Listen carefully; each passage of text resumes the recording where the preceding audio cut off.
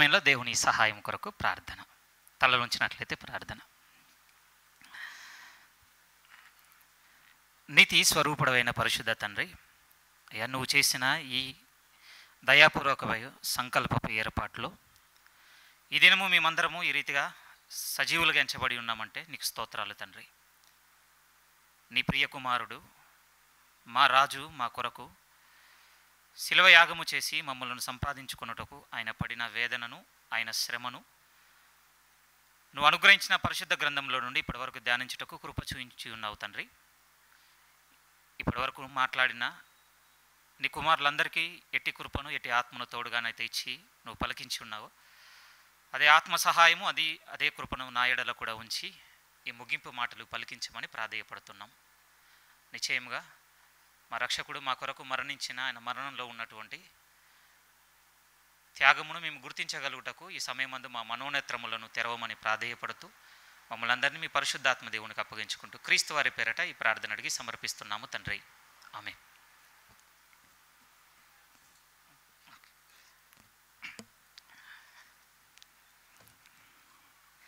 యోహాను సువార్తలోనికి మీరు రాగలిగినట్లయితే యోహాను సువార్త 19వ అధ్యాయము 30వ వాక్యం చదువుతున్నాను. యేసు ఆ చిరక పుచ్చుకొని సమాప్తమైనదని చెప్పి తల వంచి తన ఆత్మను అప్పగించెను. మనం చదివిన ఈ లేఖనం మనందరికీ గుర్తు చేస్తున్న భాగం ఏమిటి అనంటే, యేసుక్రీస్తు వారు మరణించి ఉన్నాడు అన్నటువంటి విషయమును ఈ చదివిన లేఖనం చూపిస్తుంది. పిల్లలారా, ఇప్పుడు నేను మాట్లాడబోయే సందర్భం కొంచెం లోతైనది. రెండో విషయంగా చెప్పాలంటే ఒక హేతుబద్ధమైనటువంటి ప్రశ్నకు సమాధానంతో కూడినది కూడా. ముగింపుకు వచ్చేసరికి ఇది ఎంత లోతన్న విషయం మీకు అర్థమవుతుంది. ముందైతే ఆ హేతుబద్ధమైన ప్రశ్న ఏంటో మీకు చెప్పాలి కదా. సాధారణంగా బయట అడిగేటువంటి పెద్ద ప్రశ్న ఏమిటి అని అంటే, మీరందరూ యేసుక్రీస్తు దేవుడు అని నమ్ముతున్నారు కదా, యేసుక్రీస్తు దేవుడైతే దేవుడు చచ్చిపోవడం ఏంటి? పెద్ద ప్రశ్న అండి ఇది. అంగీకరించాలి మనం. నిజమే, దైవమునకు మరణం లేదు ప్రియమైన వాళ్ళారా. ఎవరు చంపగలుగుతారు చెప్పండి దేవుణ్ణి? ఎవరు చంపలేరు. పెద్ద ప్రశ్న. సరే, మన వైపు కూడా వచ్చేసారి ఆలోచిద్దాం. సహోదరు లంజబాబు గారు చెప్తున్నప్పుడు అన్నారు కదా, మరణించిన అనేక మందిని ఆయన తిరిగి లేపాడని. ఆయన సిలువలో వేలాడుతున్నప్పుడు కూడా డిస్కషన్ అదే కింద. ఏంటా డిస్కషన్? ఒకవేళ ఆయనను ఆయన దించుకోగలిగితే అప్పుడు మేము బిలీవ్ చేస్తాం. చాలామంది ప్రశ్నించేటువంటి ప్రశ్న కూడా ఎలా ఉంటుంది అంటే, అనేకులను మరణంలో నుంచి తిరిగి లేపిన ఆయన చావకుండా ఉండలేడా? ఇది కూడా ఒక ప్రశ్నేనండి. సరే, ఇది మీతో ఎందుకు మాట్లాడుతున్నాను అనంటే, బాగా గుర్తుపెట్టుకోండి ప్రియమైన వాళ్ళారా, మరణించింది సాధారణమైన వ్యక్తి కాదు. ఒకవేళ అనుకుందాం, ఒక మనిషి మరణించాడు అనంటే ఇన్ని వేల సంవత్సరాలుగా ఇంతమంది కూర్చొని ఆయన మరణానికి ఒక దినమును కేటాయించుకొని దాన్ని స్మరణకు తెచ్చుకుంటూ వారి హృదయములను సిద్ధపరచుకునే వాతావరణం చరిత్రలో ఏ పురుషునికి కూడా జరగలేదండి. మనిషి అయితే జరగదు కూడా. ఒక ఆర్డినరీ పర్సన్, ఎందుకంటే సమాజంలో బాగా వినపడేటువంటి స్టేట్మెంట్ కూడా అదే. మీరే ఓవర్గా ఊహించుకుంటున్నారు ఆయన గురించి. ఓకే, ఆ టైంలో చాలా గుంపులో ఆయన కూడా ఒక ఆయన ఉండేటట్టుగా ఉండుండొచ్చేమో, అంతే తప్ప అంత స్పెషల్ పర్సన్ ఏం కాదు ఆయన. చాలామంది చెప్తుంటారండి బయట. సరే, మనం అనుకుందాం, ఒకవేళ ఆర్డినరీ పర్సన్ అయి ఉంటే, సాధారణమైన వ్యక్తి అయి ఉంటే, ఇన్ని వేల సంవత్సరాల తర్వాత కూడా ఒక మరణాన్ని జ్ఞాపకం చేసుకోవాల్సినంత అవసరం ఏంటి? సరే, బయట వాళ్ళని కూడా పుష్ చేస్తున్నానండి అవతలకి. మన వరకు తెచ్చుకుందాం. నిజంగా ఈ విషయంలో మిమ్మల్ని అప్రిషియేట్ చేయాలి. మీ ఆసక్తికి వందనాలు. నిజంగా దేవుడు కూడా చెప్పాడు, ఆసక్తి విషయంలో మీరు మందులు కావద్దు అన్నాడు. ఈరోజు నిద్రపోకుండా దేవుని వాక్యం విన్న వారందరినీ దేవుడు నిశ్చయముగా దీవించును గాక. దానికి ఆపోజిట్ జరగదులేండి. ఇక దానికి ఆపోజిట్ ఉన్న వాళ్ళకి జరగదు, గుర్తుపెట్టుకోండి. నిశ్చయంగా మళ్ళీ చెప్తున్నాను, దేవుడు మీకు అనుగ్రహించిన ఆసక్తిని బట్టి దేవునికి నిండు వందనాలు. మిమ్మల్ని కూడా అప్రిషియేట్ చేస్తున్నాను. ప్రభు ఎడల మీకున్న ఈ ఆసక్తి విషయంలో మీరు ఇంకా రగులుతూ ఉండాలి. ఇప్పుడు మిమ్మల్ని మనందరినీ తీసుకొస్తున్నాను సందర్భంలోకి. ఇప్పుడు మనం ఆలోచిద్దాం, మనం ఎందుకు అసలు ఆలోచిస్తున్నాం, మెడిటేట్ చేస్తున్నాం? ఎందుకు జ్ఞాపకం చేసుకోవాలి? పోనీ ఇలా అడగనా, మనకు ఒక ఆర్డినరీ పర్సన్గానే అర్థమయ్యాడా, లేకపోతే యేసుక్రీస్తులో మనకు అర్థమయ్యాడా? ఒకటి మాత్రం నిశ్చయంగా చెప్పగలను ప్రియమైన వాళ్ళారా, ఎందుకు ఈ మరణం ఇంత హైలైట్ అయింది, ఎందుకు చరిత్రలో ఇలా నిలిచిపోయింది అంటే స్థిరంగా చెప్పగలను, దైవం మరణించింది కనుక, మనిషి కాదు. మనిషి మరణం అనేది కొత్త విషయం కాదండి, ఆదాం దగ్గర నుంచి రిపీట్ అవుతున్న స్టోరీ. దానికి ఎందుకు చెప్పండి ఇంత డ్రామా అన్న దాంట్లో హైప్ గురించి నేను మాట్లాడుతున్నాను. ఒకవేళ ఒక వ్యక్తి మరణం అయితే ఇంత హైప్ అవసరం లేదు. సరే, వాళ్ళ దాకా అవసరం కూడా కాదు, మన దాకా తెచ్చుకొని ఆలోచిద్దాం. మీ జీవితంలో నా జీవితంలో కూడా కోల్పోయిన వాళ్ళు ఉన్నారండి. మనకు తెలిసిన మనం ఇష్టపడిన వ్యక్తులు కూడా సమాజంలో వారి కాలం అయిపోయి వాళ్ళు వెళ్ళిపోయిన సందర్భాలు ఉన్నాయి. యుగ పురుషులు, చరిత్ర పురుషులు చాలామంది ఉన్నారు కదా. వారెవ్వరికి లేనంత ఆ స్థితిని ఈరోజు ఈయనకి ఎందుకు ఇస్తున్నాం? మనం ఎందుకు ఇస్తున్నాము అంటే ఈయన కేవలం మనిషి కాదు ప్రియమైన వాళ్ళారా, దైవము కనుక. ఇప్పుడు పెద్దగా మనకు తలెత్తవలసిన ప్రశ్న ఏమిటి అంటే, మరైతే దైవము ఎందుకు మరణించినట్లు? నాకు తెలియదండి, నా మనసులో ఉన్నటువంటి మెడిటేషన్ మీ హృదయాన్ని పట్టుకుంటుందో లేదో నాకు తెలియదు. యోహాను సువార్త 13వ అధ్యాయంలోనికి రండి. ఒక మంచి వాక్యం చూడండి. అక్కడ దాన్ని మెడిటేట్ చేస్తున్నప్పుడు నేను షాక్ అయ్యానండి. ఈరోజు నా ధ్యానంలోనికి మిమ్మల్ని కూడా తీసుకెళ్ళాలి ఈ మాట దగ్గర. యోహాను సువార్త 13వ అధ్యాయం. సందర్భం ఏమిటి అని అంటే మెడగదిలో సందర్భం. మొదటి వాక్యం దగ్గర మనం వినేసాం. నిజంగా శిష్యులకు తెలియదండి ఈ మేడగది మీటింగ్ ఇంటెన్షన్ కావచ్చు, లేకపోతే ఈ మేడగది మీటింగ్లో ప్రభు మాట్లాడబోయేటువంటి మాటలు, నాట్ ఈవెన్ అసలు ఆయన చేయబోయేటువంటి యాక్ట్ అస్సలు తెలియదండి వాళ్ళకి. కొత్తది వాళ్ళకి సడన్గా. అప్పటి వరకు అనుకుందాం ఒక 3.5 సంవత్సరాల వరకు ఆయన్ను ఫాలో అవుతున్న ఏ రోజు చూడండి ఆల్ ఆఫ్ సడన్. అంతకుముందు వాళ్ళు పస్కాలో మీట్ అవ్వలేదంటే ఇయర్లీ మీట్ అవుతూనే ఉన్నారు. ప్రతి సంవత్సరం పస్కా చేయాలి వాళ్ళు, ప్రతి పస్కా పండగకు మీట్ అవుతున్నారు ఎక్కడో ఒక దగ్గర. కానీ ఇప్పుడు మీట్ అయిన ఈ పస్కా పండుగ కంప్లీట్లీ న్యూ అండి వాళ్ళకి. ఎందుకంటే వాళ్ళు షాక్ అయిపోయారు, అసలు ఇలాంటిది ఏంటి. ఇంకొకటి చెప్పనా, అసలు యూదా ఏ కుటుంబంలో కూడా జరిగిందండి ఆ పస్కా పండుగలో. వాళ్ళందరికీ కట్టడ యూదులకు, సంవత్సరానికి ఒకసారి మీరు పస్కాను ఆచరించాలి. కానీ ఏ పస్కా పండుగలో ఏ ఇంట్లో జరగని వాతావరణం అది. ప్రభువు శిష్యుల పాదములను కడుగుట. వాళ్ళకు బొత్తిగా తెలియదండి అసలు ఏం జరగబోతుందో. ఒకవేళ చెప్పాలి అంటే, క్లియర్గా చెప్పాలంటే, ఈ మేడగది దగ్గర నుంచి మరణం వరకు థింగ్స్ ఎలా మారబోతున్నాయో, లేకపోతే ఎలాంటి పరిస్థితులు చోటు చేసుకోబోతున్నాయో తెలిసింది ఏ ఒక్కరైనా ఉన్నారంటే ప్రభు అయిన యేసుక్రీస్తు మాత్రమే. అది మైండ్లో పెట్టుకొని ఇప్పుడు చదువుదాం. చూడండి, యోహాను సువార్త 13వ అధ్యాయము 3వ వాక్యం చదువుతున్నాను. మొదటిది మనం వినేసాం కదా, ప్రేమించాడు, అంతం వరకు ప్రేమించాడట. కింద వర్డ్తో చూస్తే సంపూర్ణంగా ప్రేమించాడట. అది ఫస్ట్ యాక్ట్. ఇక రెండోది ఏం జరుగుతుంది అని అంటే 3లో నేను చదువుతున్నాను. తండ్రి తన చేతికి సమస్తమును అప్పగించననియు, తాను దేవుని యొద్ద నుండి బయలుదేరి వచ్చిననియు, దేవుని యొద్దకు వెళ్ళవలసి ఉన్నదనియు యేసు ఎరిగి. మీరు బాగా మనసుకు తీసుకోవాల్సిన మాట ఇక్కడ ఏమిటి అంటే ఫస్ట్ వర్డ్ ఏనండి, 3వ వాక్యంలో మొదటి పదాలు. తండ్రి తన చేతికి సమస్తమును అప్పగించెనని యేసు ఎరిగాడట. ఏముంది ఆ పదం అర్థంలో? ఏం గుర్తొస్తుంది మీకు? సమస్తమును అప్పగించేశాడటండి. ఇప్పుడు నేను ఒక మాట అడుగుతున్నాను, మరణించకుండా వేరేలా చేయొచ్చు కదా ఆయన? ఇంకోలా చెప్తాను, తండ్రి సమస్తం అప్పగించిన దాంట్లో ఆయన మరణాన్ని కూడా హ్యాండ్ ఓవర్ చేశాడు. ఒక దగ్గర ప్రభు అంటాడు ఇదే యోహాను సువార్తలో, నాకు ప్రాణం పెట్టుటకు అధికారం కలదు, తిరిగి తీసుకోగలను. ఎందుకు అలా అనగలుగుతున్నాడు? రేపు నా మరణం విషయంలో కూడా అధికారం ఎవరికి నాకే అప్పగించబోతున్నాడు ఆయన. అందుకనే చెప్పాడండి. ఒకసారి ఇలా ఆలోచిద్దాం. తండ్రి తన చేతికి సమస్తమును అప్పగించాడని ఎరిగాడు కదా, ఎరిగితే ఇవన్నీ మార్చొచ్చు కదా. ఎంత painful things one by one విన్నాం కదా. ఒక్కొక్కటి అసలు తనతో భోజనం తిన్నవాడు తన మడిమ తిప్పడం. ఈరోజు మనకు ఆ పెయిన్ తెలియదండి. ఎప్పుడు తెలుస్తుందో తెలుసా? మన ఫ్యామిలీ మెంబరే మనకు అగెన్స్ట్గా నిలబడి మనల్ని ఖైదు చేయిస్తానో, లేకపోతే మనం ఒక తీవ్రమైన నష్టంకి ఈడ్చుకొని పోయాడు అనుకోండి, అప్పుడు తెలుస్తుందండి ఆ పెయిన్ అంటే ఏంటో. ఇప్పుడు మనకు థర్డ్ ఎగ్జాంపుల్, ఎంతసేపు తనతో కూర్చొని భోజనం తిన్నవాడు తనకు విరోధముగా మడిమ తిప్పనంటే ఆ ఫ్రేజ్ మనల్ని అంత బలంగా తాకదు. ఎప్పుడు అర్థమవుతుందో తెలుసా ఆ మాట యొక్క అర్థత? మన ఫ్యామిలీలోనే, లేకపోతే ఇలా చెప్తాను, మన గర్భాన పుట్టిన అబ్సల్యూట్గా అనొచ్చు. ఎందుకంటే యూదా పుట్టుకలో కూడా యేసుక్రీస్తు వారు ఉన్నారు, అంతే. ఆయన కదా సృష్టికర్త. ఇప్పుడు ఆయనకే విరోధముగా ఆయన మడమ తిప్పాడు. మన గర్భాన పుట్టిన మీ పిల్లలే మీకు విరోధముగా మీ మీద కేసు పెట్టి జైల్లో వేసి లేకపోతే మరణానికి అప్పగిస్తున్నారంటే ఏం ఫీల్ అవుతారు చెప్పండి ఆ పరిస్థితిని? చాలా చాలా దుఃఖకరమైనటువంటి వాతావరణం ప్రియమైన వాళ్ళారా. నేను అడుగుతున్నాను, తన చేతికి సమస్తం అప్పగిస్తే ఆ పరిస్థితిని మార్చవచ్చు కదా ఆయన? మార్చలేడా? మార్చగలడు, మార్చుకోగలడు ఆయన. ఇంకొంచెం ముందుకెళ్తే పేతురుదే తీసుకుందాం, లేకపోతే తోమాదే తీసుకుందాం, ఫిలిప్పుదే తీసుకుందాం, సందర్భాల్లోనే వచ్చాయి కదా డౌట్స్, ఎన్నో డౌట్లు. పోనీ పేతురు ఎంత మాట్లాడుతున్నాడు? చాలా గట్టిగా మాట్లాడుతున్నారండి పేతురు గారు కూడా. అవసరమైతే నీతో పాటు నేను కూడా వస్తాను ప్రాణం పెట్టడానికి. ముందే తెలుసు కదా ప్రభువా నీకు, మార్చొచ్చు కదా సమస్తం నీ చేతికి అప్పగించినప్పుడు. బట్ మార్చలేదు. ఒకటి కాదండి, ఇలా వన్ బై వన్ సీక్వెన్స్ పోతుంటే మనకు ఎలా కనపడుతుంది అంటే, తండ్రి తన చేతికి సమస్తమును అప్పగిస్తే ఎందుకు మార్చట్లేదు ఆయన? చిన్న మాట కాదండి నేను చదివింది, చాలా ముఖ్యమైన మాట కూడా. ఆ మాట మనకు అర్థం కావడానికి రాయబడింది ప్రియమైన వాళ్ళారా.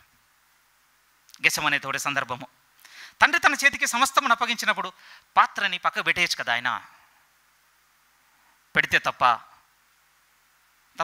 మీరే ఒక పనికి ఒక వ్యక్తిని నియమించి ఏం చెప్పారంటే, పోతూ నీకు నచ్చింది, నీకు ఇష్టం వచ్చిన ఏదో ఒక రకంగా ఏమైనా చేసుకో అని వదిలేసి, అంటే అథారిటీ అధికారం అంతా అతనికి అప్పగించేసి మళ్ళీ వచ్చిన తర్వాత మీరు అడగలేరండి. అడిగితే ఒక మాట ఏ విధంగా అడగడానికి మనకు హక్కు కూడా కోల్పోతాం. పోయేటప్పుడే నాకు చెప్పావు కదా నువ్వు నాకు నచ్చింది చేయమని, అందుకే నేను చేశాను, నాకు ఆ సమయానికి ఇదే నచ్చింది, ఇదే మంచిది అనిపించింది, ఇదే అనుకూలంగా ఉంది, ఇదే ఇష్టంగా ఉంది, చేసేసాను. ఈవెన్ యజమాని అంటే అప్పగించిపోయిన వ్యక్తి కూడా అడగలేడు, ఇక నువ్వు ఎందుకు ఇలా చేసావు, నేను ఇలా చేయమని చెప్పలేదుగా అనడానికి లేదండి. ఎగ్జాక్ట్లీ నేను అక్కడికి తీసుకెళ్తున్నాను. తండ్రి తన చేతికి సమస్తమును అప్పగిస్తే ఒకసారి ఆలోచించండి, ఆ పాత్ర అక్కడ అంత సంఘర్షణ ఎందుకండి ఆయనకి? తీసేయచ్చు కదా, ఇష్టం లేదు అంతే, పక్కకు నెట్టే. అడుగుతాడా రేపు తండ్రి, నువ్వు ఎందుకు గెత్సెమనే తోటలో ఆ పాత్రను తాగలేదని అడుగుతాడా? అడిగితే రిప్లై ఇలానే ఉంటుంది, తండ్రి నువ్వు నా చేతికి సమస్తం అప్పగించావు కదా, అందుకే నాకు నచ్చింది నేను చేశాను. బట్ మార్చలేదండి ఆయన, ఎందుకు? అలాగే ముందుకెళ్దాం ప్రియమైన వాళ్ళారా. ముందుకెళ్తే ఒక్కొక్క సందర్భం ఎలా ఉంటుందో తెలుసా? శిష్యులు ఆయన ట్రీట్ చేసేదండి మహాదారుణంగా ఉంటుందండి, మహాదారుణంగా ఉంటుంది ప్రియమైన వాళ్ళారా. కాండ్రించి ముఖం మీద ఉమ్మారటండి ఆయన మీద. చాలాసార్లు ఏముండండి, మన సలైవా మనం టచ్ చేస్తే ఎలా ఉంటుందో తెలియదు, కానీ పక్కోడిది టచ్ చేస్తే మాత్రం చాలా ఇబ్బందిగా ఉంటుందండి. మన నోట్లో ఉమ్ము గురించే మాట్లాడుతున్నాను నేను. ఎస్ అంతే కదా, ఆ రోజు ఆయనకు జరిగిందండి. ఏమండి నేను అనుకుంటున్నాను, తండ్రి నీ చేతికి సమస్తం అప్పగించాడు కదా ప్రభా, చేంజ్ చేయి, వీటన్నిటిని చేంజ్ చేయొచ్చు నువ్వు. అడగడు, నేను అడగడానికి వీలు కూడా లేదు. కానీ మీరు చూడండి, ఆ ఒక్క మాటను సెంటర్గా పెట్టి ఆలోచిస్తేనండి, మేడగది నుంచి శిలువ మరణం వరకు ప్రభు ఏ ఒక్కటి కూడా మార్చలేదండి. బిగ్ క్వశ్చన్ ఏమిటి అని అంటే, ఎందుకు? ఓకే, మనం ఇలా అలవాటు పడ్డాం ప్రియమైన వాళ్ళారా. ఎలా అలవాటు పడ్డామంటే, అది దేవుని చిత్తం కనుక, దేవుడు ముందుగానే డిజైన్ చేసిన కనుక అలా వెళ్ళిపోతుంది. అందులో లేదని నేను అనను అలా, ఓకే అది కూడా ఒక సెగ్మెంట్, ఒక పార్ట్. కానీ రెండో వైపు వచ్చి చూస్తే ఇంకో వైపు ఏం కనపడుతుంది? ప్రభువుకు ఒకటి కనపడుతుందండి, తన చేతికి సమస్తమును అప్పగించిన తర్వాత ఆయన ఎందుకు మార్చలేదు? రైట్, ఇప్పుడు ఇంకొంచెం రియాలిటీకి తెస్తాను మన దగ్గరికి. ఇదే వాక్యము లేకపోతే ఇలాంటి అథారిటీ మీకు నాకు ఇస్తే ఏం చేస్తాం మన లైఫ్లో? ఒకసారి ఆలోచించండి. మన లైఫ్లో కరుణాకర్ అనే పర్సన్ నీ పెట్టుకుంటే మీరు మిమ్మల్ని పెట్టుకో, ఇగో కరుణాకర్ నీకు ఇది ఆయుష్కాలం, ఈ ఆయుష్కాలంలో ఇగో నీ జీవితంలో జరగబోయేటువంటి థింగ్స్ ఇగో ఇలాంటి పరిస్థితులు నీ జీవితంలో జరుగుతాయి. అయితే ఒక మాట చెప్తున్నాను, నా సైడ్ నుంచి అయితే ఇలా జరుగుతాయి. ఏం చెప్తున్నానంటే, ఇగో సమస్తము నీ చేతికి అప్పగిస్తున్నాను, ఇప్పుడు ఏం చేస్తాం? ప్రతి ఒక్కరిని అడుగుతున్నాను, మిమ్మల్ని ఆలోచించాలి ఈ మాట. ఏం చేస్తాం మనం? ఎగ్జాక్ట్లీ అపోజిట్ చేస్తామండి, ఎగ్జాక్ట్లీ అపోజిట్. రీజన్ ఎందుకో చెప్పనా? ఒకే ఒక్కటి రీజన్, తండ్రిని మనము ఎరుగక పోవుట. రీజన్ అదే ప్రియమైన వాళ్ళారా. ఆ రోజు తండ్రి సమస్తము తన చేతికి అప్పగించినా కూడా ఏ ఒక్కటి కూడా ఎందుకు మార్చలేదంటే, తండ్రిని ఆయన సంపూర్ణంగా ఎరిగి ఉన్నాడు కనుక ఏం మార్చలేదండి. మన మొదటి మాట దగ్గర విన్నాం కదా, ఇంక్లూడింగ్ యూదాను కూడా ప్రేమించాడంటే, అవును ప్రేమించాడు, కొంచెం కూడా మార్చలేదు. ఎందుకు ఇంత దాన్ని నేను స్ట్రెస్ చేస్తున్నాను అంటే, అయ్యో ముగిస్తానో లేదో నా టైంకి వెళ్ళా, కానీ మీరు బాగా వినండి ప్రియమైన వారలారా, ప్రభువు తన మరణం ద్వారా మనకు ఒకటి ఇవ్వడానికి ఆ మరణమును ఆ విధంగా ఎంపిక చేసుకున్నాడండి ఆయన. చాలా పెద్ద క్వశ్చన్ మార్కేనండి. ప్రభువులో యథార్థంగా నడుస్తున్న సేవకులు కూడా చాలా ఏమనాలి మీతో, వాళ్ళు కూడా చాలా ప్రయాసమును కోర్చి ఆ లోతును చూడడానికి ప్రయత్నం చేస్తున్నారండి. అసలు ఏ విధంగా ఒక దైవం మరణం ఉందాడు అని అంటే అసలు ఎలా ఎలా అర్థమవుతుంది, అది ఏమర్థం చేసుకోగలము? నా వరకైతే కొంత నాకు అవగాహన అయింది, మీతో పంచుకోవాలి ప్రియమైన. ఎందుకు యేసుక్రీస్తు వారు మరణంను నొందాడు అని అంటే నేను నిశ్చయంగా ఒక బిగ్గర స్వరంతో ఏం చెప్తానంటే, నిరీక్షణ అంటే ఏంటో అది మనకు అనుగ్రహింపబడుటకు. యేసుక్రీస్తు మరణమే లేకపోతే లోకానికి నిరీక్షణ లేదు ప్రియమైన వాళ్ళారా. ఇందులోనండి నిరీక్షణ అన్న దాంట్లో నేను అన్ని ఆస్పెక్ట్స్ పెడుతున్నాను. మన భూ సంబంధమైన జీవితాన్ని పెడుతున్నాను, మరణం తర్వాత ఉన్న జీవితాన్ని కూడా పెడుతున్నాను. భూ సంబంధమైన జీవితంలో అన్నీ అండి, సంతోషానికైనా దుఃఖానికైనా, పెయిన్, సఫరింగ్, డెత్, ఎవ్రీథింగ్ భూ సంబంధంగా. దీంట్లో కూడా నిరీక్షణ కావాలంటే కావాలి ప్రియమైన వాళ్ళారా. ఏ విధంగా మీతో చెప్పాలి, ఏమో ఇది రాంగ్ రింగ్ అవుతుందేమో నేను అడిగితే. ఏమండి, ఈరోజు ఒక వివాహ వ్యవస్థ నిలబడుతుందన్న, లేకపోతే ఒక కుటుంబ వ్యవస్థ నిలబడుతుందన్న రీజన్ ఏంటో తెలుసండి? హోప్ అండి. ఫ్యామిలీలో వైఫ్ అండ్ హస్బెండ్ మధ్యలో ఏముందంటే హోప్ ఉంది కనుకనే మ్యారేజ్ అనేది బిల్డ్ అవుతుంది ప్రియమైన వాళ్ళారా. ఏమని చేసుకోగానే నీ జీవితం సంగనాకిపోతుంది, సర్వనాశనం అయిపోతావు, అడక్క తింటావు, నువ్వు పట్టిందల్లా బంగారం కాదు బొగ్గ అయిపోతుంది, నువ్వు ఏది తలబెట్టినా నాశనం నీ మీదకి వస్తుందని ఒకవేళ మనం విన్నాం అనుకోండి. మీరు చెప్పండి, మ్యారేజ్కి ఎవరైనా స్టెప్ వేస్తారా? సరే మ్యారేజ్ దాకొద్దు, పోనీ కిడ్స్కి ఎవరైనా కమిట్ అవుతారా? వీడిని నువ్వు అన్నావంటే ఇక నీ సంగతి అయిపోయింది అంతే. వీడు చేసే వాటికి, వీడు తలబెట్టే వాటికి నీ ఉన్న ఆస్తులను నమ్ముకోవాలి. ఒక్కరోజు కూడా నేను వీడి ఇంట్లో ఉండనియ్యాడు. ఎంతసేపు కోర్టు చుట్టూ, జైలు చుట్టే తిరగాలి నువ్వు. నీ వీధి ఈ పక్కంతో ఆ పక్కంతో ఎవ్వంతో పడితే అంతం కూడా. ఎందుకంటే వాడు వస్తూ వాని ఇంట్లో దొంగతనం చేస్తున్నాడు, వీంట్లో ఇవన్నీ తెలిసే అనుకోండి వాని గురించి. చెప్పండి, కంటారా? ఎందుకు మరి ఈరోజు ఒక పురుషుడు ఒక వివాహం కావాలని కోరుకోవడానికి కారణం ఏంటి? ఒక స్త్రీ భర్త కావాలని కోరుకోవడానికి కారణం ఏంటి? లేకపోతే భార్య భర్తలుగా ఏర్పడిన తర్వాత పిల్లలు కావాలని కోరుకోవడానికి కారణం ఏంటి? హోప్ అండి. నిజమో, నిరీక్షణ కేంద్రం అండి. నిజం తెలుసా? నేను భౌతికంగా ఉన్నది మాత్రమే ఇప్పుడు చెప్పడానికి ప్రయత్నం చేస్తున్నానండి. కానీ యేసుక్రీస్తు వారి మరణం, సింపుల్గా చెప్పాలంటే అసలు ఒక దైవం మరణం నొందవలసిన అవసరం ఎందుకు వచ్చిందంటే, ఒక స్థిరంగా నాకు కనపడుతున్న మాట ఏంటంటే, అసలు నిరీక్షణ అంటే ఏంటో మనకు కలుగుటకు ఆయన చనిపోవాల్సి వచ్చింది. యేసుక్రీస్తు వారికి ఒక టైటిల్ ఉంది బైబిల్లో, అంటే ఆయనకు ఒక 300 టైటిల్స్లో ఒక టైటిల్ ఏంటో తెలుసా అండి? అసలు యేసుక్రీస్తే నిరీక్షణ అట ప్రియమైన వాళ్ళారు. కొలస్సీలో అంటాడు భక్తుడు, 1వ అధ్యాయం ఎండింగ్లో ఉంటుంది. అసలు యేసుక్రీస్తే నిరీక్షణ అటండి. ఒకవేళ ఆయనే కనుక మరణించకపోయి ఉంటేనండి, ఇందాక మనం చదివాం కదా యోహాను 13:3, తండ్రి తన చేతికి సమస్తమును అప్పగించాడు కనుక ఓకే, ఏంటి దేవుని ప్రణాళిక, సో అండ్ సో. ఇప్పుడు నాకు ఒక అథారిటీ వచ్చింది కనుక నేనేం చేయగలను, దీంట్లో ద బెస్ట్ నేనేం చేయగలను, ఓకే ఇవి మార్చి కూడా నేను మేనేజ్ చేయగలను అన్నీ మార్చేసి వాటిని చేయడం ఆయనకి పెద్ద విషయం కాదు ప్రియమైన వాళ్ళు. చేసేయగలడు కూడా. కానీ ఏం కోల్పోయేదో తెలుసా అండి? మనం నిరీక్షణ కోల్పోయే వాళ్ళము. దీన్ని అర్థం కావడానికంటే ఓల్డ్ టెస్ట్మెంట్లో ఒక సందర్భం చెప్పాలి ప్రియమైన వాళ్ళ, కొంచెం కష్టం అది. రండి, ఆదికాండము 15వ అధ్యాయంలోనికి వస్తే స్ట్రేంజ్ అండి ఈ కాంటెక్స్ట్. కొంతమంది షాక్ అవుతారు, కొంతమంది అసలు పట్టుకోలేరు. నిజం. వాస్తవానికండి అసలు నిరీక్షణ బిగిన్ అయింది ఏ పర్సన్ నుంచి అని అంటే స్థిరంగా చెప్పొచ్చు, ఒక విధంగా అబ్రహాం నుంచి అని చెప్పొచ్చు అండి. ఆదికాండము 15వ అధ్యాయంలోనికి మీరు వస్తే, ఆదికాండము 3:15 వరకు తీసుకున్నాను, ఓకేనా? 3:15 మీరు బేర్ చేస్తారు కదా, 3:15 వరకు, రైట్. ఆదికాండము 15వ అధ్యాయం. సందర్భం ఏమిటి అని అంటే, పిలిచి ఎదురు చూస్తున్నా కూడా ఇంకా పిల్లలు కాలేదు అబ్రహాం గారికి. ఒకరోజు దేవుని వాక్యము అబ్రహాం దగ్గరికి వచ్చింది, బయటికి పిలిచింది, పిలవగానే అడిగింది, ఏం కనపడుతున్నాయి నీకు? నక్షత్రాలు. చేతనైతే లెక్క పెట్టలేను, కానీ ఒక మాట అన్నాడు, నిశ్చయంగా నేను చెప్తున్నాను, నీ గర్భంలో అంతమంది పిల్లల్ని ఇస్తాను నీకు. కానీ ఒక చిన్న డైలమా అండి. ఎందుకో తెలుసా?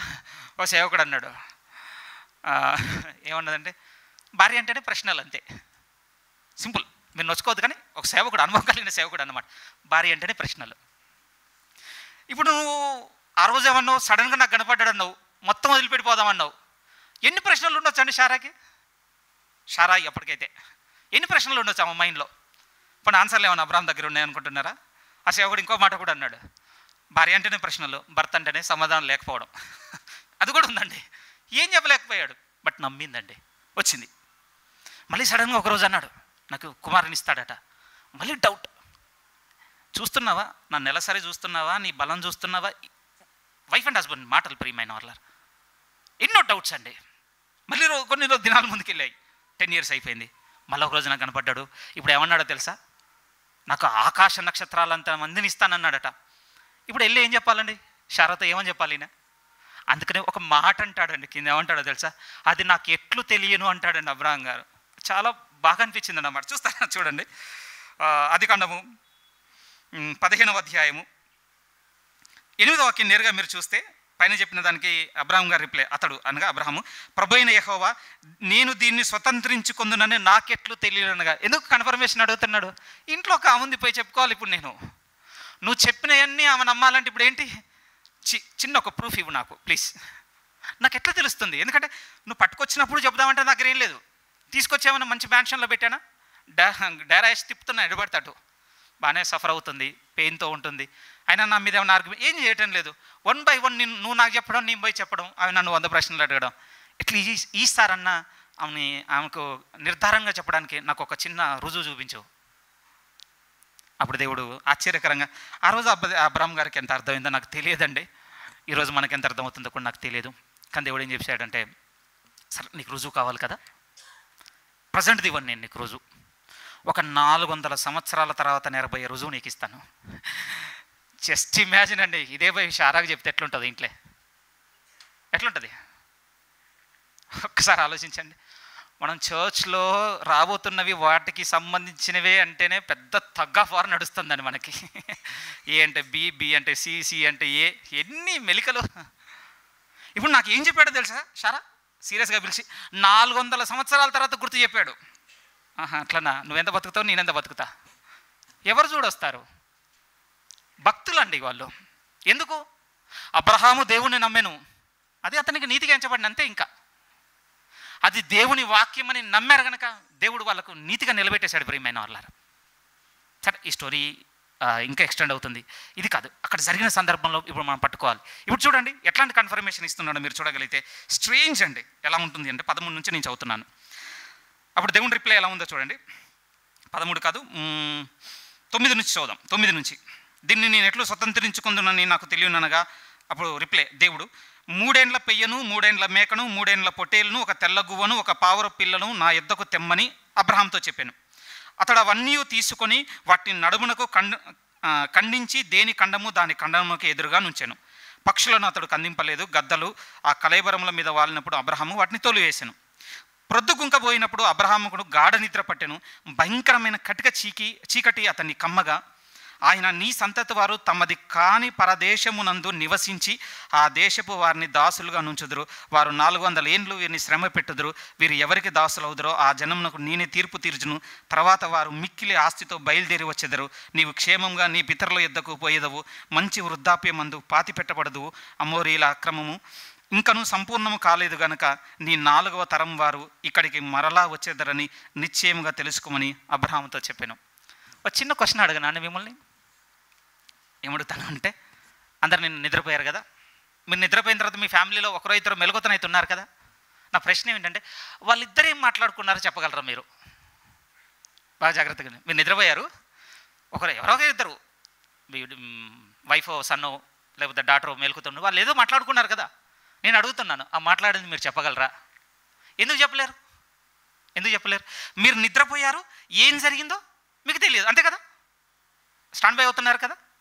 బాగా వినండి. ఇప్పుడు మన చదివిన సందర్భంలో కూడా అబ్రహాం నిద్రలో ఉన్నాడండి. అబ్రహాం నిద్రలో ఉన్నాడు.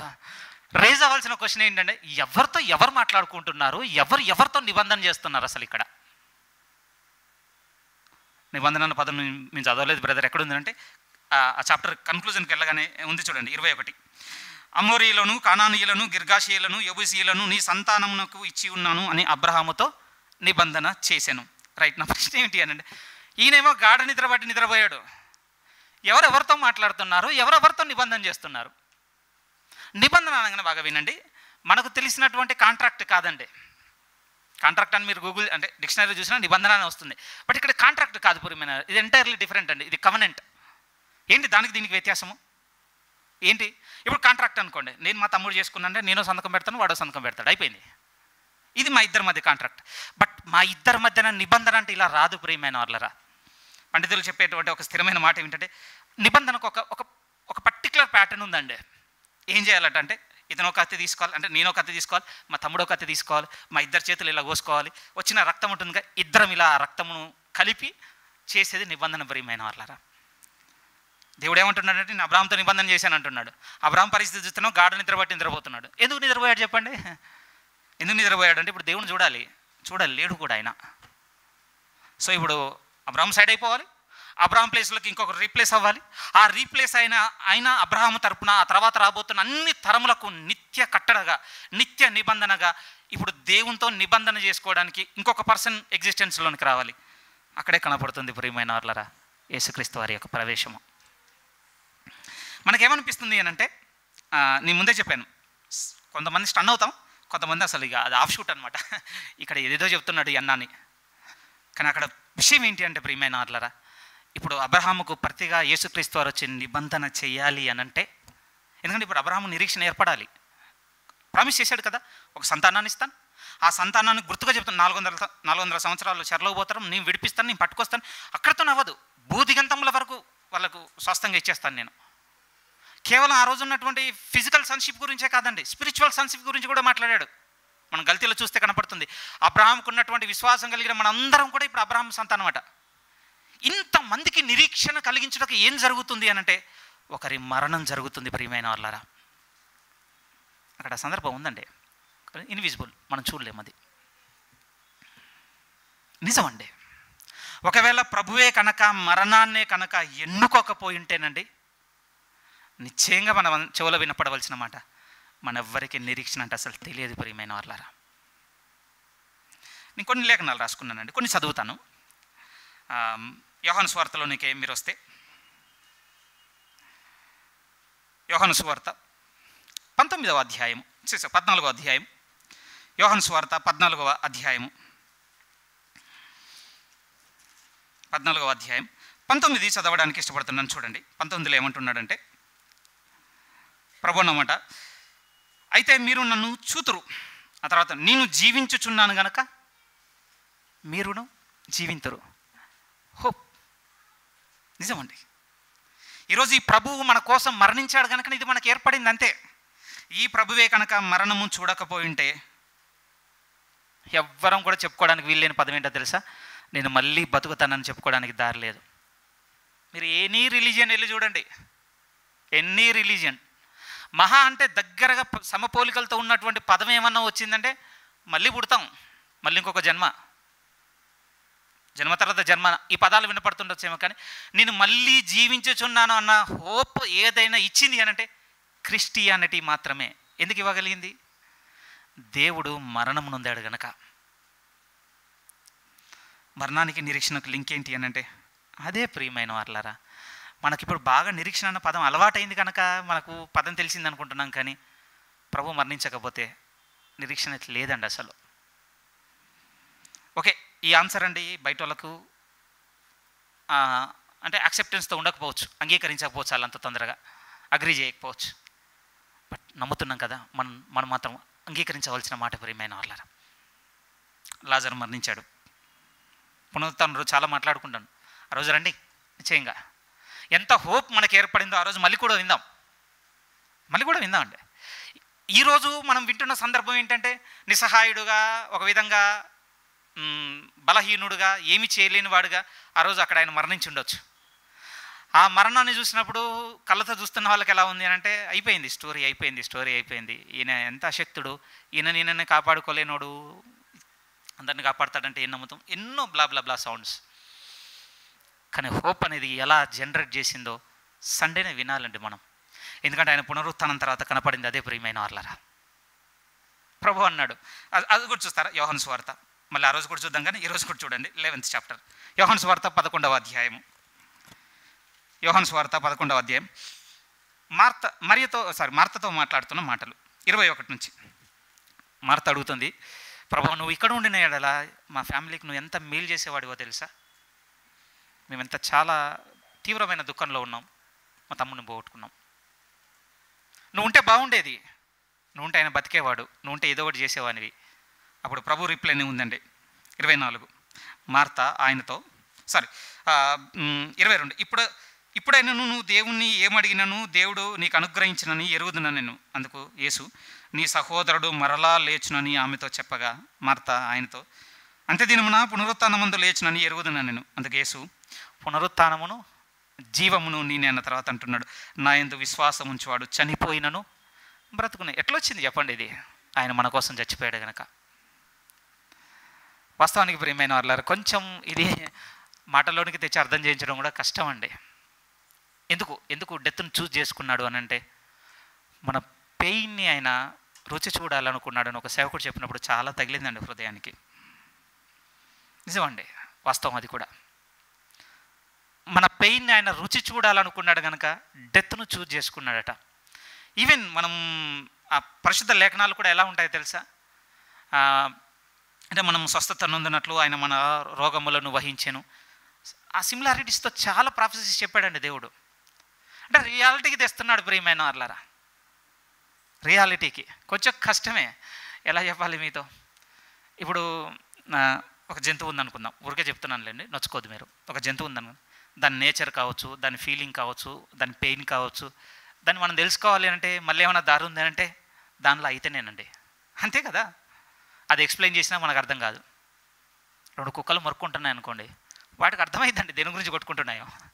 అదే 2 మొరుగుతున్నాయి అనుకోండి, మనకు బొత్తిగా అర్థం కాదు, ఇటుకేం పిచ్చి పట్టింది అనుకుంటాం మనం కదా. నిజమే, చాలా తారతమ్యం ఉందండి ఇప్పుడు దేవుడు మనిషి.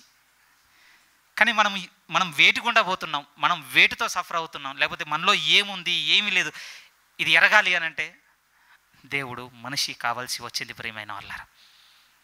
కేవలం విజిట్ మాత్రమే కాదట, ఎండింగ్ వరకు వచ్చాడు ఆయన, మరణం వరకు. అదే కదా మన జీవితంలో లాస్ట్, అక్కడి వరకు చూశాడు. అక్కడి వరకు చూసి ఇప్పుడు జనరేట్ చేసింది ఏంటో తెలుసా? హోప్. నిరీక్షణ పెట్టుకోండి. ఇక నేను మీ జీవితాన్ని చూశాను కదా, మీకు ఇస్తున్న హోప్ ఏంటో తెలుసా? రేపు రండి, నా జీవితాన్ని మీకు చూపిస్తాను. మళ్ళీ చెప్తున్నాను అన్నమాట, నేను మానవదారిగా వచ్చి మీ జీవితాన్ని చివరి వరకు చూశాను. మీకు ఇచ్చిపోతున్న నిరీక్షణ ఏంటో తెలుసా? ఇప్పుడు నాతో రండి, రేపు నా జీవితం చివరి వరకు మీకు చూపిస్తాను. అదే ఇటర్నిటీ. ఏంటి నిత్యత్వం? ఆయన శరీరధారిగా వచ్చినప్పుడు మనల్ని చివరి వరకు చూశాడు కదా. ఓ మనిషిగా బ్రతకడం, శోధన ఇది, ప్రేమ ఇది, అనురాగం ఇది, ద్వేషం ఇది, ఎవ్రీథింగ్ అండి, ఫీలింగ్స్ అన్నీ చూశాడు కదా. ఈవెన్ ఫిజికల్ సఫరింగ్, డెత్ వరకు చూశాడు కదా. ఇప్పుడు నేను అన్నీ చూశాను కదా. మీకు ఇచ్చి వెళ్ళిపోతున్న నిరీక్షణ ఏంటి అంటే, నా యందు విశ్వాసం ఉంచండి, రేపు నేను ఎక్కడ పెడతానంటే నాది మీరు అనుభవించేటట్టుగా పెడుతున్నాను. నిజం ప్రియమైన వాళ్ళ. యోహాను సువార్త 17కి రండి, ఎంత బాగుంటుంది చూడండి ఆ స్టేట్మెంట్. యోహాను సువార్త 17వ అధ్యాయం, యోహాను సువార్త 17వ అధ్యాయం 17, 18, 19 చదివేస్తాను నేరుగా. 19, వారు సత్యమందు ప్రతిష్ఠ చేయబడినట్లు వారి కొరకే నన్ను ప్రతిష్ఠ చేసుకొనుచున్నాను. అర్థం చూడండి ప్రియమైన వాళ్ళు. ఎందుకు ప్రభు, ఎందుకు నువ్వు దీనికోసం ప్రత్యేకపరచుకొని, నిన్ను నువ్వు ఒక ప్రత్యేకపరచుకొని ఎందుకు ఇక్కడ పెట్టుకున్నావంటే ప్రభు అంటున్నాడు, ఏమంటున్నాడు తెలుసా? నేను ఇప్పుడు మీది చూశాను కనుక రేపు నా జీవితము, లేకపోతే నాలో ఉన్న జీవమును మీరు కూడా రుచి చూడనట్లు మీకు నిరీక్షణ ఇచ్చి వెళ్ళిపోతున్నాను. చాలామంది అడుగుతుండొచ్చండి, అంగీకరిస్తాను. దేవుడు ఎట్లా చచ్చిపోతాడండి? దేవుడు ఎందుకు చచ్చిపోయాడంటే, దేవునిలో ఉన్న నిత్య జీవం నేను చూడాలి అనంటే ఆయన నాలో ఉన్న మరణాన్ని ఆయన చూడాలి. కొంచెం కష్టమేనండి ఇది, నిజం. సింపుల్గా చెప్పేశాను కానీ చాలా లోతైంది ప్రియమైన వాళ్ళారా. ఎందుకు చూడాలి ఆయన మరణాన్ని అనంటే, ఆయనలో ఉన్న నిత్య జీవం రేపు నువ్వు నేను చూడాలి అనంటే ఈరోజు ఇక్కడ ఆయన మరణం చూడాలి.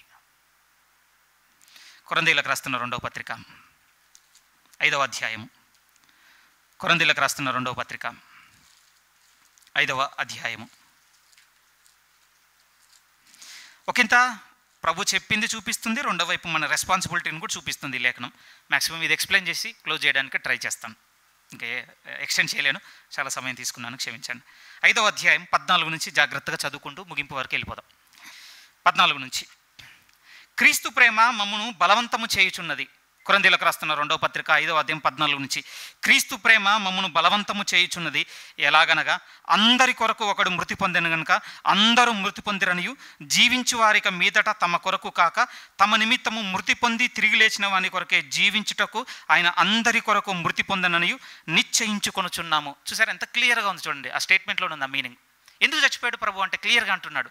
మళ్ళీ చదువుతున్నాను 15లో, జీవించు వారిక మీదట తమ కొరకు అంటే తమ నిమిత్తము మృతి పొంది తిరిగి లేచిన వాని కొరకే జీవించుటకు ఆయన అందరి కొరకు మరణము పొందినని నిశ్చయించుకొనుచున్నాము.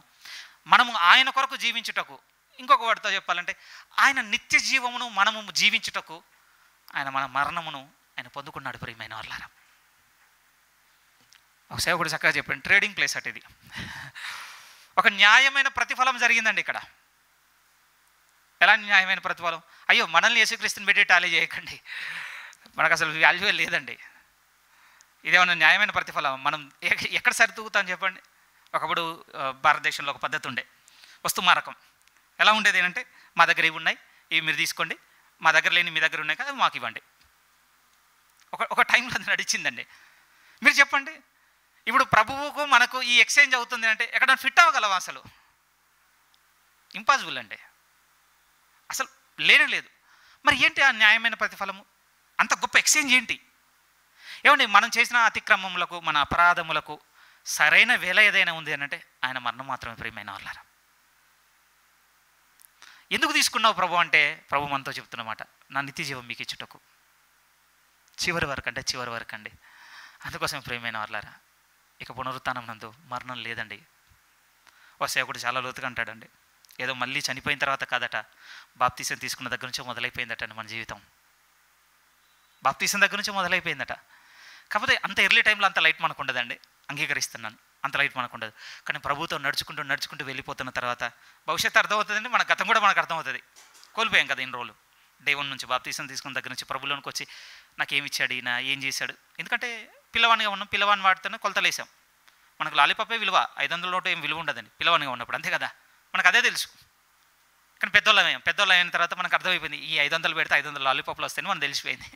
అప్పుడు మనం దేనికి వాల్యూ ఇస్తాం? ఓల్డ్ లాలీపాప ఇవి చూడడం ప్రియమైన వాళ్ళరా, 500 వేలు ఇస్తాం. ఈరోజు ప్రభులో మనం ముందుకు నడుస్తున్న కొద్ది నెమ్మదిగా అర్థమవుతుంటుందండి. ఓ ఇవా 1 by 1 అర్థమవుతున్నప్పుడు అప్పుడు ప్రభుత్వం మనం చాలా పెన వేసుకుంటాం ప్రియమైన వాళ్ళరా. అప్పుడు మనకు తెలిసిపోతుంది, అవును ప్రభు, నీ నిత్య జీవము నేను జీవించుటకు నువ్వు నా మరణమును పొందుకున్నావు, నాకు అర్థమైంది నువ్వు ఎందుకు వచ్చావు. దైవమైన నువ్వు మరణమును చూడడం అసంభవం, కానీ ఎందుకు చూసావు అని అంటే, మనిషిని నేను నిత్య జీవం చూడడం కూడా అసంభవం, కానీ నేను పొందుకున్నాను కదా, అందుకోసం. నా మాట మీకు అర్థమైందా? దైవమైన దేవుడు మరణమును రుచి చూడడాన్ని అసంభవం అండి. ఎట్ ద సేమ్ క్షయమైపోయేటువంటి చనిపోయేటువంటి మనిషి కూడా నిత్య జీవం చూడడం అనేది అసంభవం, కానీ సంభవం అయింది. ఎలా? ఆయన అసంభవాన్ని సంభవం చేశాడు. ఆయన మరణమును రుచి చూశాడు కనుక రేపు నిత్య జీవం రుచి చూడబోతున్నాం మనం.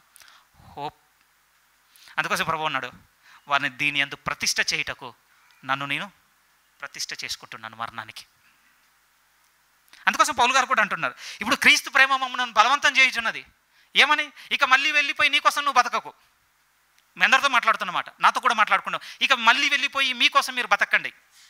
ఎందుకంటే మళ్ళీ బతికి మరణ సంబంధమైన జీవితం కోసం బతుకుదాం? లేదు, ఒక నిత్య జీవ సంబంధమైన జీవితం కోసం బతుకుదాం. అందుకు బలవంతం చేయుచున్నది క్రీస్తు ప్రేమ.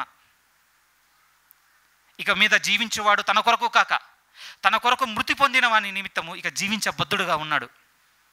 కిందికి వచ్చేసరికి అంటాడు ప్రియమైన వాళ్ళ, ఎంత బలమైన మాటలు అంటే, అది చెప్తున్నప్పుడు కూడా ఎంత బాగున్నాయి చూడండి. 16 నుంచి, కావున ఇక మీదట మేము శరీర రీతిగా ఎవరినైనాను ఎరగము, మేము క్రీస్తును శరీర రీతిగా ఎరిగి ఉండుట ఇకను ఆయనను అలాగా ఎరగము. ఎందుకు ఆ మాట అంటున్నాడంటే, అంటే నిత్యత్వంలో నుంచి చూస్తున్నాడండి క్రీస్తుని పౌలు గారు.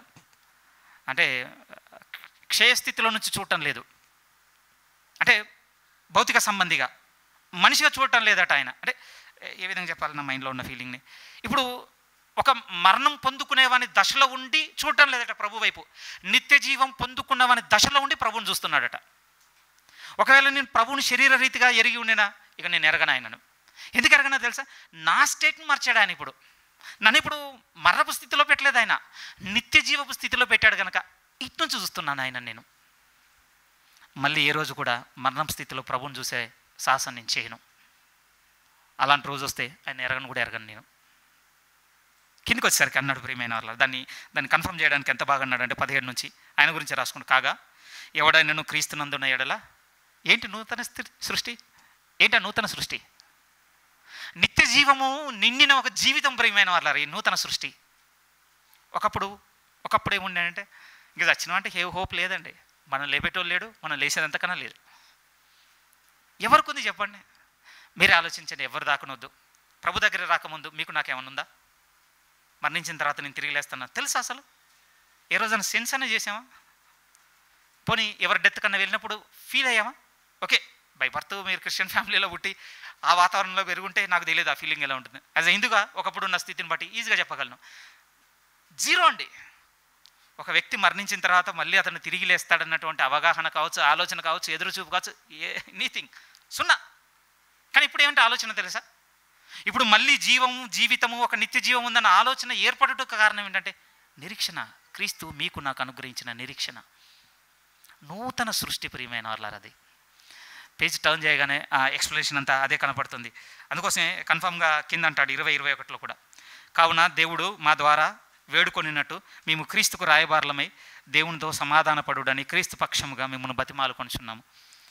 ఎందుకనగా మనం ఆయన యందు దేవుని నీతి అగునట్లు పాపం మెరుగని ఆయనను మన కోసము పాపముగా చేశాను. ఇందాక మీతో అన్నాను కదా, ఎందుకు దేవుడు డెత్ను చూజ్ చేసుకున్నాడు అని అంటే ఆయనలో ఉన్న జీవాన్ని మనకి ఇచ్చుటకు. బిలీవ్ చేయనోనికి అసలు చెప్పలేమండి. ఇది నమ్మనోడు ముందే డిసైడ్ అయిపోయాడు. గుడ్డోడు ఉన్నాడు అనుకోండి, ఉదాహరణకు అనుకుందాం, గ్రీన్గా ఉంటుందని చెప్పగలమా?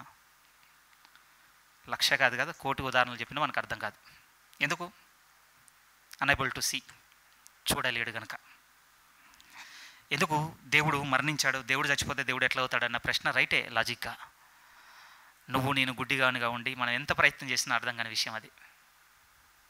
కానీ ఇటు వచ్చి చూస్తే ప్రియమైన వాళ్ళారా, ఎంత లోతైన విషయం పంచుకుంటున్నాడు దేవుడు అంటే నిరీక్షణ ఏర్పడిందండి. ఆయన చనిపోయినందుకే నిరీక్షణ ఏర్పడింది.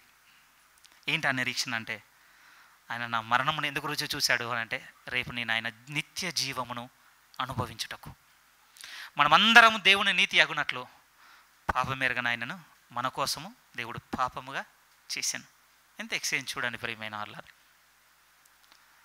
నిజంగా ఇది ఆశ్చర్యం అండి. ఏది ఆశ్చర్యం అనిపిస్తుంది అని అంటే, మనం బాగా ఇష్టపడ్డ వ్యక్తి మన కళ్ళ ముందే చనిపోతున్నాడు అనుకోండి, ఎన్నో చేయాలని ఉంటుందండి. ఏం చేయలేమండి, అప్పుడు ఏమి చేయలేం. స్టిల్ నాకు మా ఫాదర్ డెత్ అయిన నైట్ ఇంకా గుర్తుంటుంది. మా వాళ్ళందరి కింద ఉన్నారు, నేను ఒక్కనే పైన ఉన్నాను. అన్కాన్షియస్ అవ్వగానే ఏదో ప్రయత్నం చేస్తున్నాను, సిపిఆర్ లాగా ఏదో చేస్తున్నాను, బ్రీత్ అందియడానికి ఏదో చేస్తున్నాను. ఎవరైనా మీరు ఎదుర్కొన్న ఇంటెన్షన్ ఎలా ఉంటుందంటే, ఏదన్నా ఎట్ ఎనీ కాస్ట్ ఏదైనా చేసి బతికిద్దాం, ఏదైనా చేసి బతికిద్దాం, ఏదైనా చేసి బతికిద్దాం. ఫ్యాక్ట్ ఏమిటి అంటే మనం ఎవ్వరం ఏం చేయలేం ప్రియమైన వాళ్ళారా, నిశ్చేష్టము. దీనికి క్వైట్ రివర్స్ చెప్పనా? దీనికి క్వైట్ రివర్స్ ఏంటో తెలుసా? దేవుని కుమారుడు శిలువలో చనిపోతున్నాడు, ఏం చేయలేనోడు ఆయన? తన కుమారుని కాపాడుకోవడానికి ఏం చేయలేనోడా? ఆయన అనుకుంటే ఏమైనా చేయగలిగేవాడు. ఒకే ఒక ప్రశ్న, ఎందుకు చేయలేదు? ఎందుకు చేయలేదు? అది అర్థమైతే క్రీస్తులో నూతన సృష్టి అండి మనం. అది అర్థం కాని రోజున ఓల్డ్ కర్ణాకరే, ఓల్డ్ మీరే, చచ్చేదాకా మారం ప్రియమైన వాళ్ళారు మనం. మళ్ళీ చెప్తున్నాను నేను, మనమే మన కళ్ళ ముందు చనిపోతున్న వ్యక్తికి ఏమి చేయలేము ఇతనని తెలిసిన తర్వాత కూడా ఏదో పిచ్చి ప్రయత్నం చేసి అది చేసి ఉంటే ఇది చేసి బతికించడం ప్రయత్నం చేస్తాం. మనకు అర్థమైపోతుంది, అయిపోతుంది, కళ్ళు మూతలు అవుతాయి, బాడీ కోల్డ్ అయిపోతుంది, అయిపోయింది ఇంకంతే. మరి చెప్పండి ప్రియమైన వాళ్ళారా, దీనికి ఆపోజిట్ సిలువలో వేలాడుతున్న తన కుమారుని కాపాడుకున్నటకు ఏమైనా చేయగలడు దేవుడు. ఎందుకు చెయ్యలేదన్న ప్రశ్న అర్థమైన రోజు నూతన సృష్టి క్రీస్తులో మనందరం. ఏమో నాకు తెలియదు ప్రియమైన వాళ్ళారా, ఈ సంవత్సరం కూడా మనలో నూతన సృష్టి లేదు అని అంటే సిలువ అర్థం కాలేదు. దయచేసి క్రీస్తు ప్రేమ మనల్ని బలవంతం చేస్తున్న ఈ కాలం ముందు క్రీస్తు కొరకు బ్రతుకుదాం ప్రియమైన వాళ్ళారా. తలలోంచినట్లయితే ప్రార్థన చేసుకుందాం. పరిశుద్ధ తండ్రి, నీకు వందనములు నాయన. నిశ్చయంగా నువ్వు మాకు ఇచ్చిన ఈ రక్షణను బట్టి ఒకే ఒక మాట చెప్పగలుగుతున్నాం. మహిమ ఘనత ప్రభావంలో నీకే ఆరోపించుచున్నాం తండ్రి. సమస్త స్తోత్రములకు నీవే పాత్రుడు అని ఒప్పుకుంటున్నాం దేవా.